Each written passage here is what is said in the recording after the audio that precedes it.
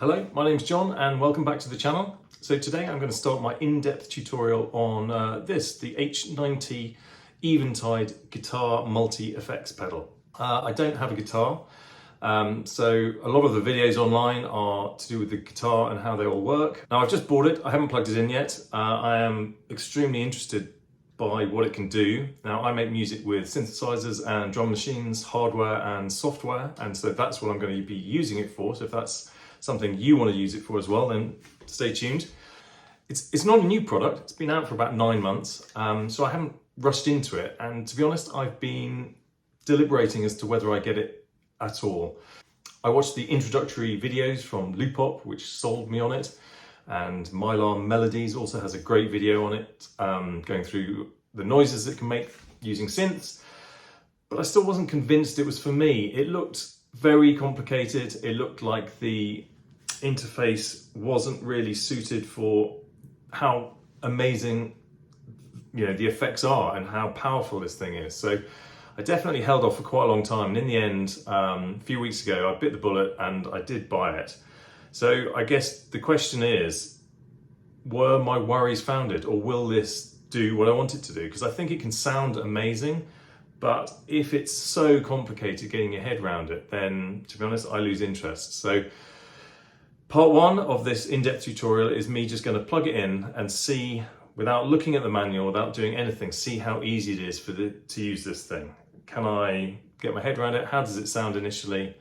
And then we'll dive into the manual. We'll go through and see whether it's easy to get your head around the many functions and how great it can sound. So if that sounds good to you, let's dive straight in. So I've got a loop set up here with a number of different sounds that we can try through the H90.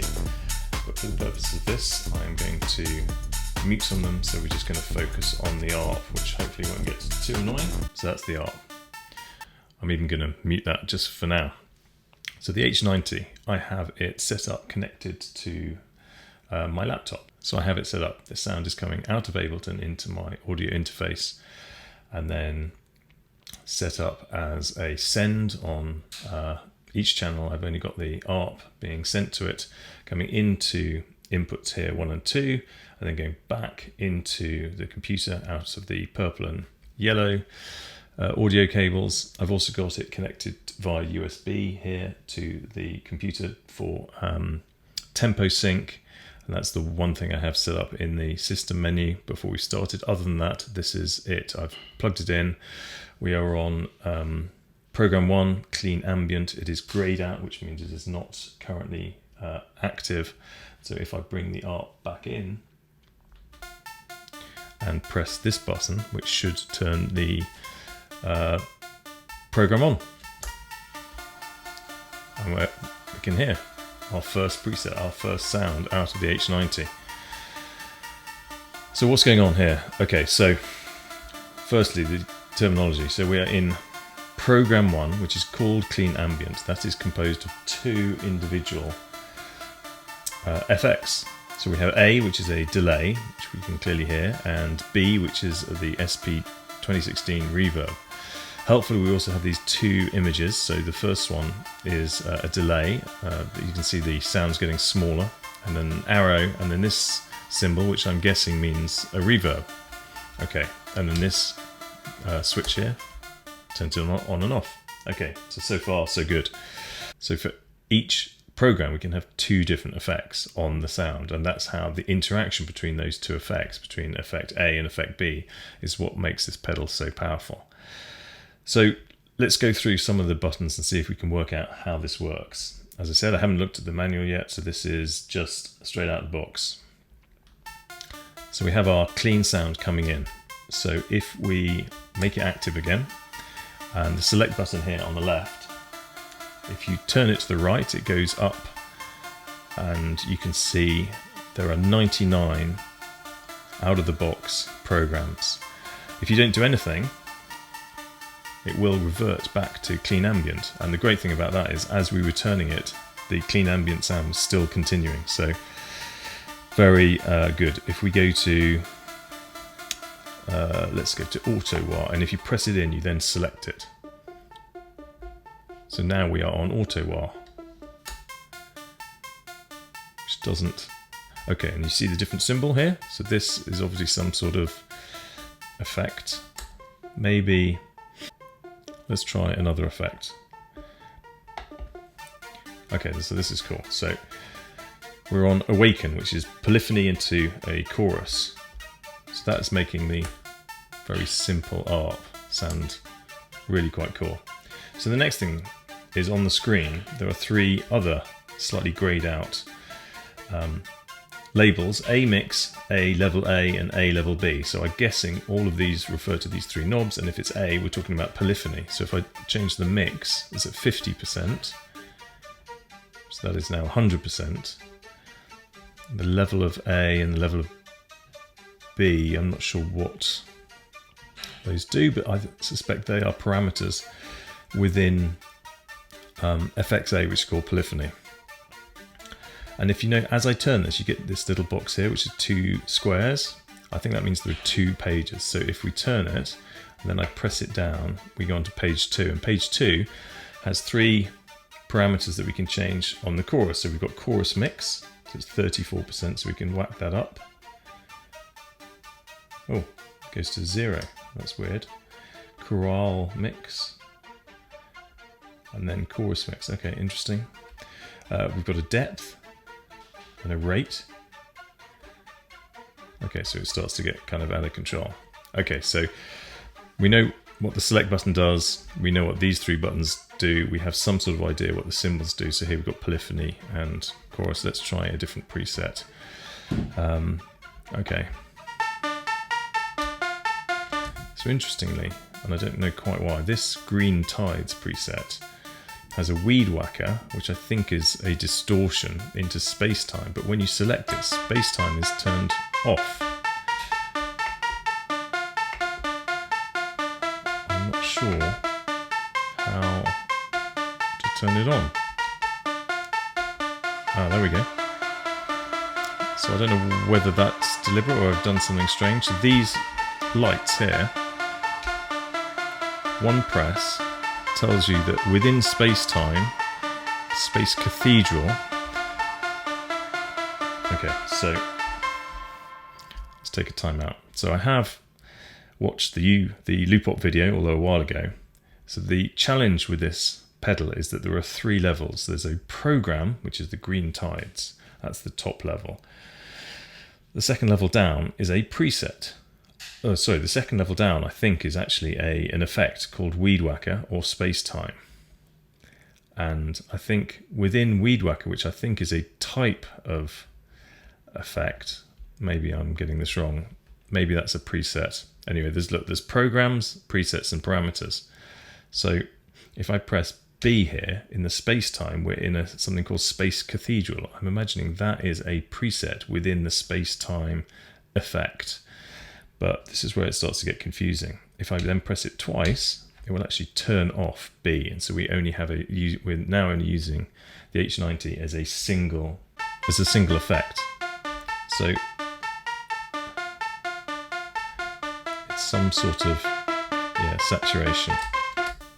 You see, it makes it louder and then the space-time is a reverb, I think.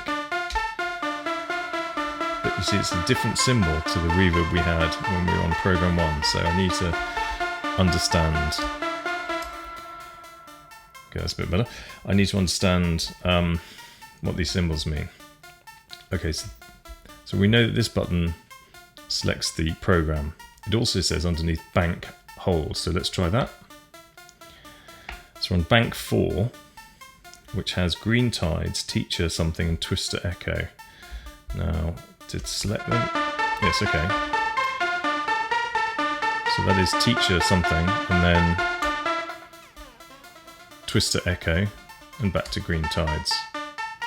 So I think, let's just turn that off for a second. I think the banks collate 3 different programs together. Oh, so if we go into bank again, oh no, if I'm holding this in bank 4, there you go. Bank 5 is then program 13, 14, 15. So this is just a selection of 3, at this stage, consecutive programs that you can then have easy and quick access to. So if we were in bank 8, if I do nothing, is it going to, yes it does, it's the same, it goes back. So let's go to bank 8 and press it in. So on this one we have the mirror dimension, and then dirty ham, and tidal wave, which sounds like 2 different delays.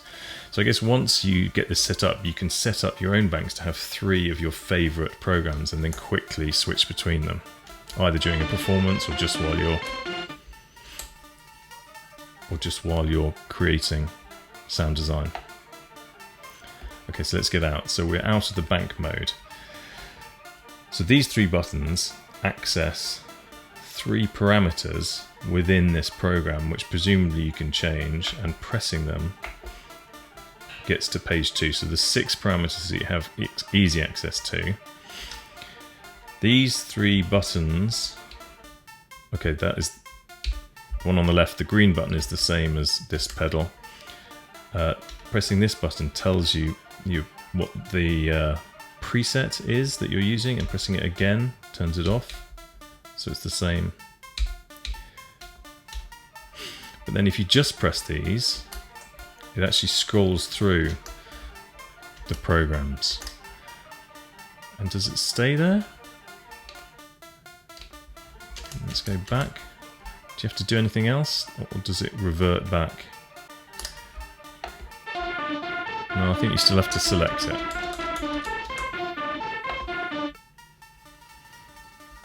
Okay, so this is the tidal wave, which is the 2 delays going into each other.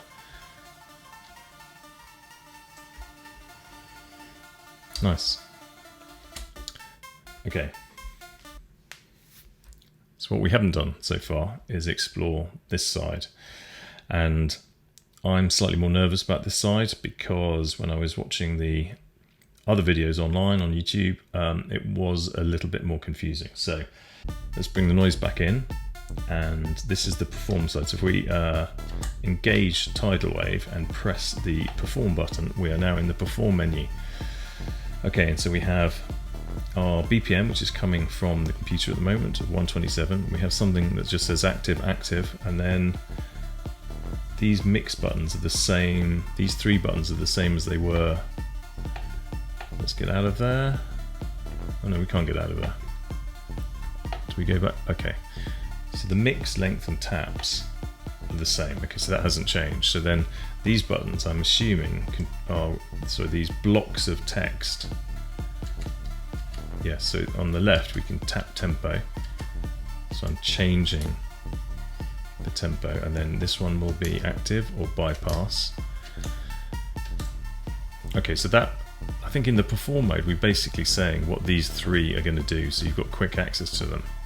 There's also here, there's 2 different screens, so if we press it again, so we change, this is HS1 off, HS1 on, repeat, M, don't know what HS means, hot switch perhaps, but I don't know what it means. And then up here it also says HK, which I believe is hotkey. Hotkey P is at 100.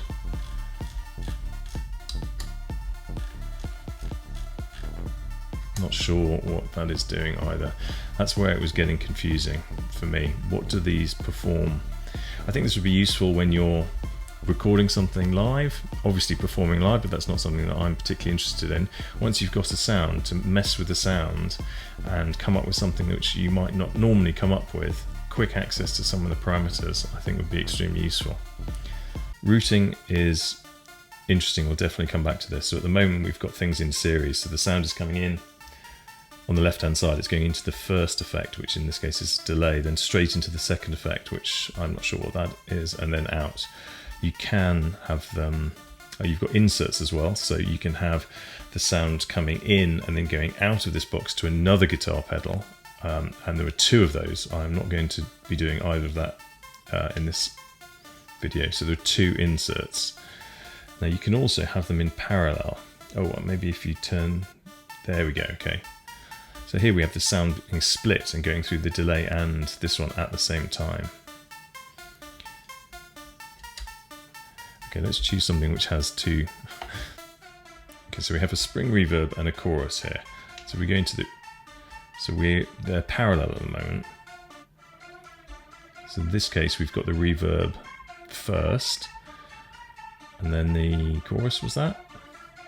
But you can, that's parallel. You can change the order as well. How do you do that? Okay. If they're series, if you press it, yes, there you go, swap them round. So now we've got the chorus first going into the reverb, which is nice. Okay, that's the first exploration of the Eventide H90 pedal. Is it intuitive? No. Does it sound great? Yes. Is it easy to scroll through the presets? Yeah, I think so. To go deeper and change some of those presets and work out exactly what's going on and choose your particular effect that you want, that is not very intuitive. I'm definitely going to have to dive into the manual. But I think for the first exploration, I think that is a good starting point. So it sounds great. It is easy to make some great sounds. Is it easy to customize to exactly how you want to use it and sort of navigate around and go in and out and get exactly to what you want to change immediately if it was in a live scenario or if you were recording something live?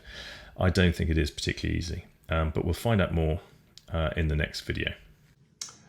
So what have we learned so far in our first few hours with this pedal? Well, a couple of things, I guess. It sounds amazing. It is incredible for making simple sounds sound absolutely fantastic, and you can really create something special with it. My initial worries about it being not very intuitive and the interface not being great are probably correct. It was pretty hard to make something, some simple changes, and hopefully the manual will explain that. So in part 2, we'll be looking at getting into it in more detail, really trying to learn this this fantastic bit of kit. You know, it costs like £1,000. It's a lot of money to spend. So if you spend that money, you really want to get to know it. You really want to get the most out of it. And that's kind of the point of this channel. So people today have an abundance of information. There's information all over the internet. There's loads of YouTube videos you can watch telling you how this thing sounds and how people have been able to get great sounds out of it. But I think people confuse information with knowledge.